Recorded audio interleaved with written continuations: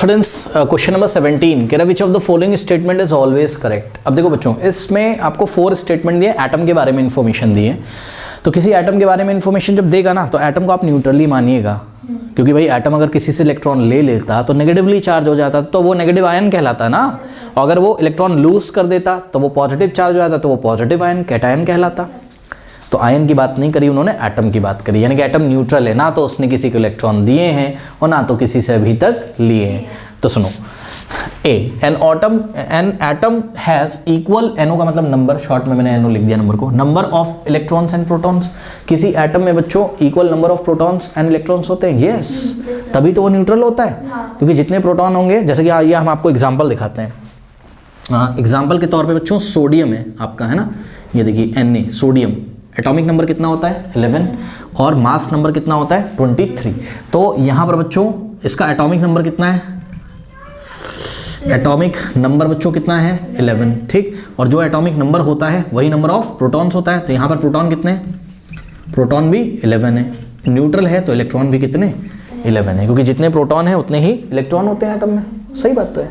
कोई भी एटम ले लो, कोई भी एटम ले लो, जैसे कि आइए हम आपको दिखाते हैं कैल्शियम का एटम। एटॉमिक नंबर कितना होता है 20 और मास नंबर कितना होता है 40।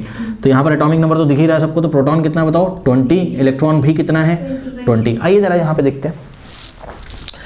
हाँ, कोई भी एटम ले लो तो आपने क्या देखा, प्रोटॉन इलेक्ट्रॉन हमेशा सेम होते हैं। तो ये तो आपको सही लग रहा है बिल्कुल, इस पर हमने चलिए टिक कर लिया। आइए आगे भी देखते हैं क्या क्या है। कह रहे हैं atom has equal number of electrons and neutrons. किसी एटम में क्या जितने इलेक्ट्रॉन होते हैं उतने ही न्यूट्रॉन होते हैं? ज़रूरी ऐसा नहीं है। आइए जरा हम आपको दिखाते हैं बच्चों। यहाँ पे एग्जांपल देखिए जरा, याद है आपको, मैंने आपको न्यूट्रॉन निकालना डायरेक्ट सिखाया है। अगर मैं सोडियम में न्यूट्रॉन निकालूं तो कैसे करते थे, मास नंबर में से प्रोटॉन माइनस कर दो। भाई मास नंबर क्या होता था, सोचो, मास नंबर को अगर हम एम से दिखा रहे हैं तो क्या होता था, number of proton plus number of neutron. Mass number क्या होता था, number of proton plus number of neutron. तो अगर आपको मास नंबर पता है और अगर आप मास नंबर में से प्रोटॉन ले जाके इधर माइनस कर दें तो न्यूट्रॉन आ जाएगा। तो चेक करो, मास नंबर में से प्रोटॉन, अरे ऊपर वाले में से नीचे वाला माइनस कर दो, तो ये मास नंबर है, ये प्रोटॉन है, तो मास नंबर माइनस प्रोटॉन क्या आ जाएगा, न्यूट्रॉन। तो यहाँ पर न्यूट्रॉन कितने आ जाएंगे 23 माइनस 11, 3 माइनस 1 2, 2 माइनस 1 कितना आ गया, मेरे ख्याल से 12 ना।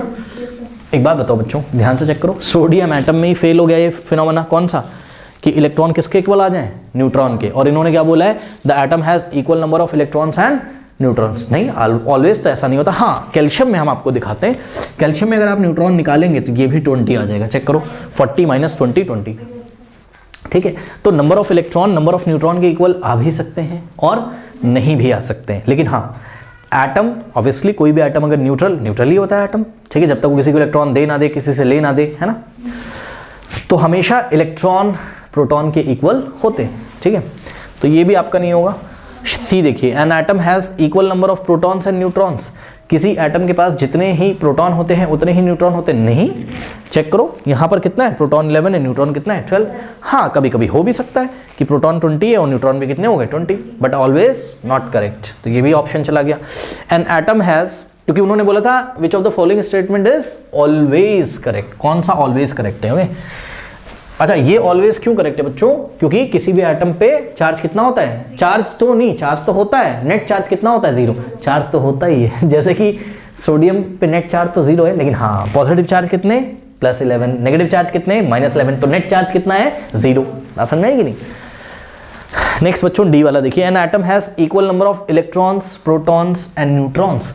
क्या किसी एटम के पास हमेशा जितने प्रोटॉन होते हैं उतने ही इलेक्ट्रॉन होते हैं उतने ही न्यूट्रॉन? नहीं, हो भी सकता है ऐसा और नहीं भी हो सकता। कैल्शियम में देखो, जितने प्रोटॉन उतने न्यूट्रॉन उतने इलेक्ट्रॉन, लेकिन सोडियम में तो नहीं है ऐसा, ठीक है। तो only option A is the correct option. Okay, कर लीजिए।